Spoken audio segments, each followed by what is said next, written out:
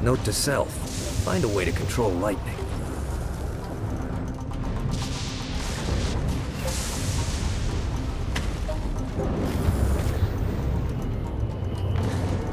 I hope there's not something ridiculous like 100 of these to find.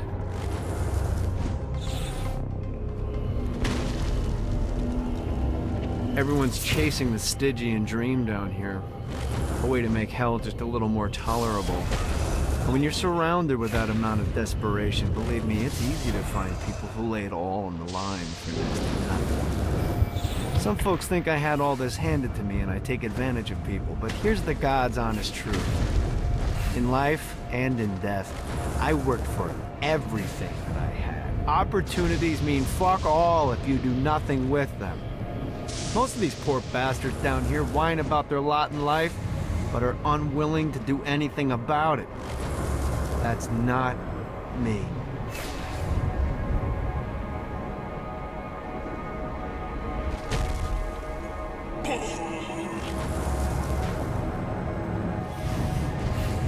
Gotta pick it up.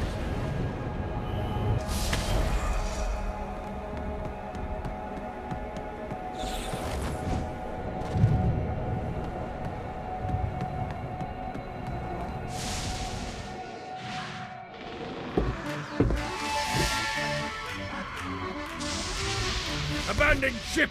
We've been boarded!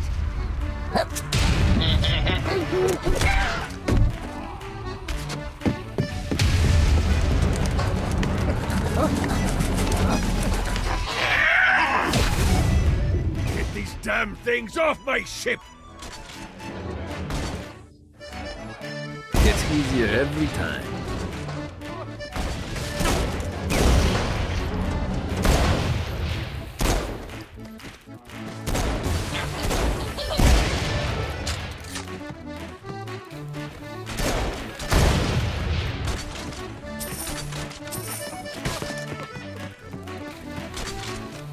Get off this shit!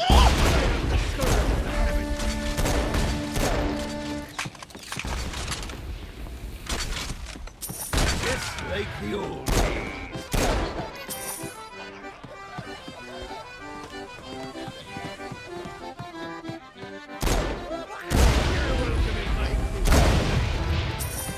I got a bit of treasure in that chest over there. The weapon you find inside may help with our little imp problem.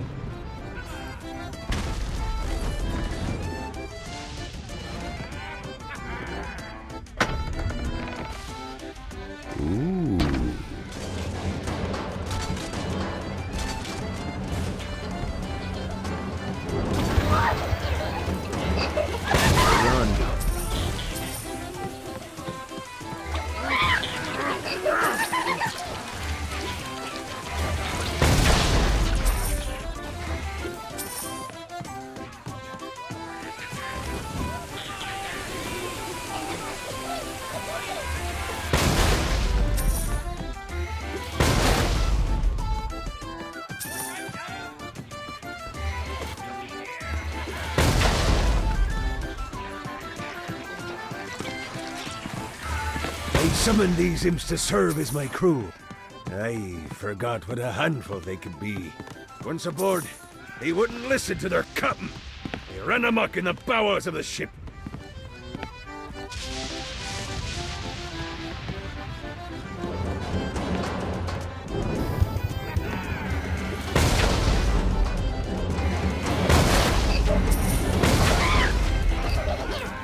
Get off!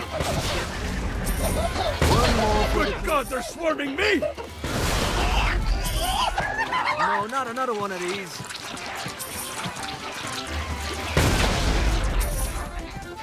Fight, little bastard.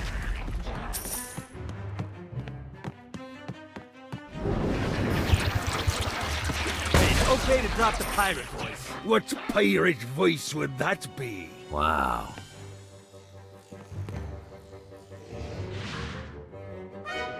Zinyak's destruction of Earth had a profound impact on the afterlife. To heaven, it was a logistical nightmare. St. Peter's meticulous nature drove purgatory wait times to unbearable levels. Meanwhile, in hell, where souls in pain were used as currency, it created a new era of prosperity for the wickedly enterprising. This economic boon resulted in the coffers of hell to be overflowing, which in turn piqued the interest of the most notorious man that sailed the seven seas. Long had Blackbeard been a thorn in Satan's side, robbing tax collectors on a semi-regular basis. But the promise of an immeasurable fortune drove him to be even bolder. An arrangement was reached. Blackbeard would provide information on strategic targets in exchange for a share of the profit. Johnny, who was interested in murder, not money, happily agreed.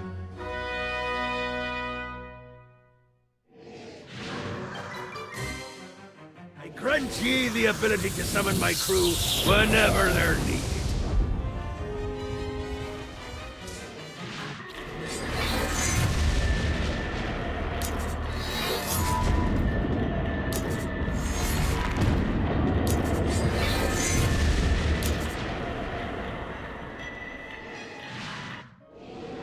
All right, matey. It's time for your lesson.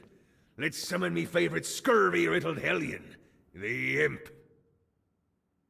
Why don't you start off by summoning an imp to take out those enemies?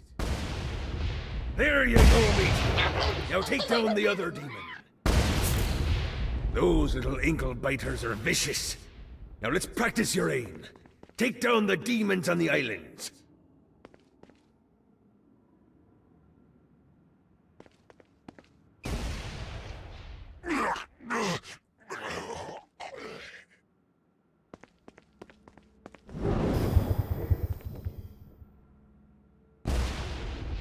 Few things are as rewarding as pressing someone into service, am I right? Now get going. There's a whole wide world waiting to be plundered.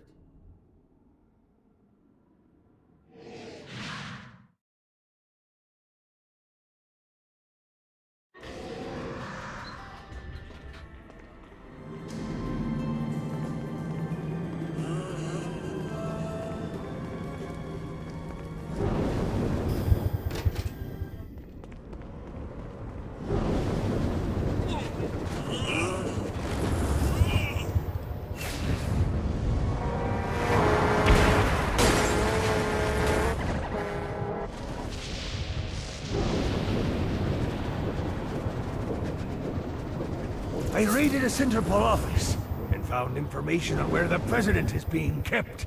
Evidently, they've been trapped in some sort of soul crystal inside Satan's palace. Breaking in is an impossibility. Your best bet to save them is to continue to try to draw Satan out of his palace.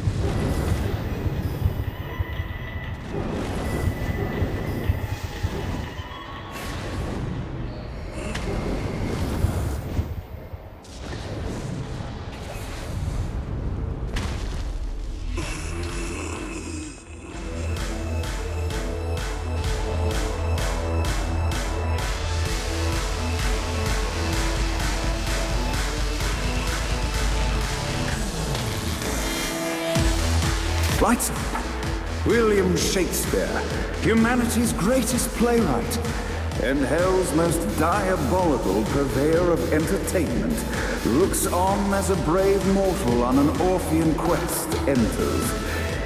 The bard's interest is piqued, and he looks to test his visitor's mettle.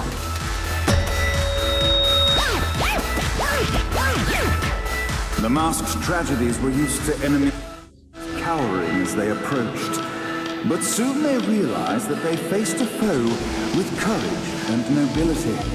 Traits are uncommon in the fires of perdition.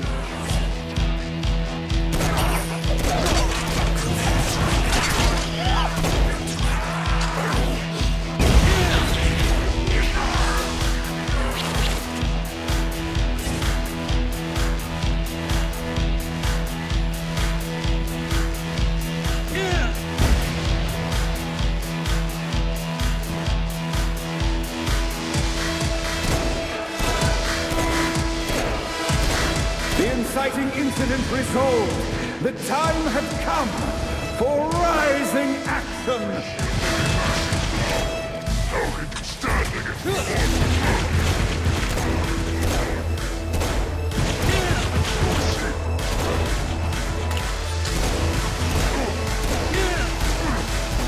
This is good for the soul.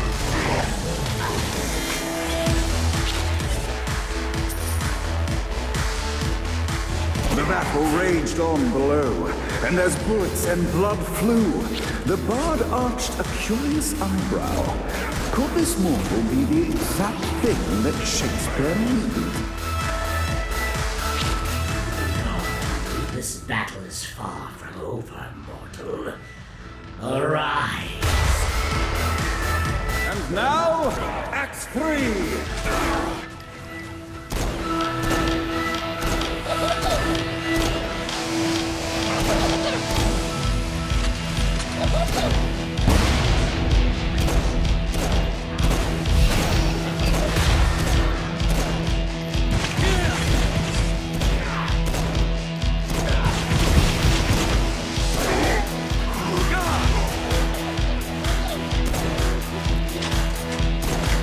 The conflict resolved, Shakespeare eagerly awaited meeting the champion that dispatched so many of his men.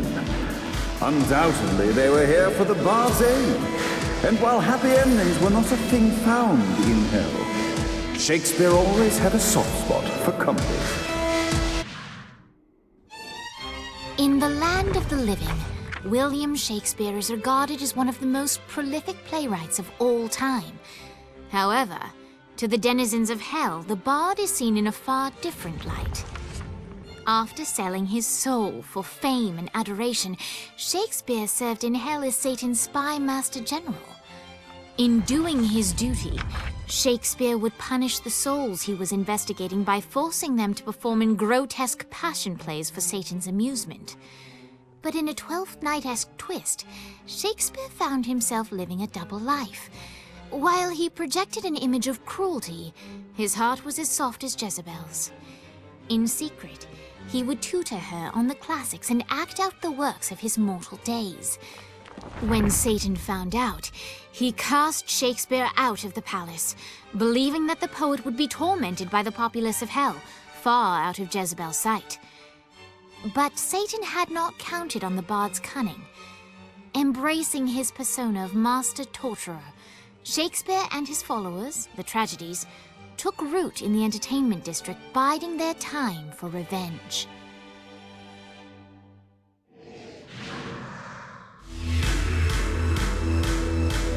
So Shakespeare called forth the Deus Ex Machina to bestow our protagonist with the arcane power of Force Stomp.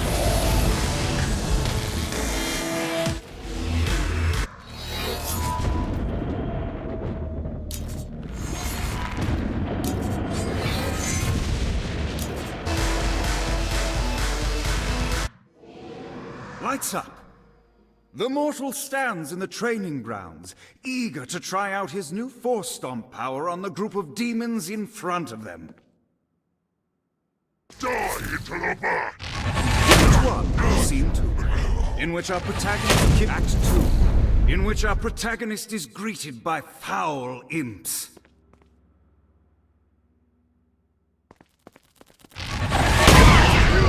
In which our protagonist learns that Force Stomp even works on flying enemies, enabling them to remove a dark inciter's shield. The day is won, and the curtain closes on our noble hero.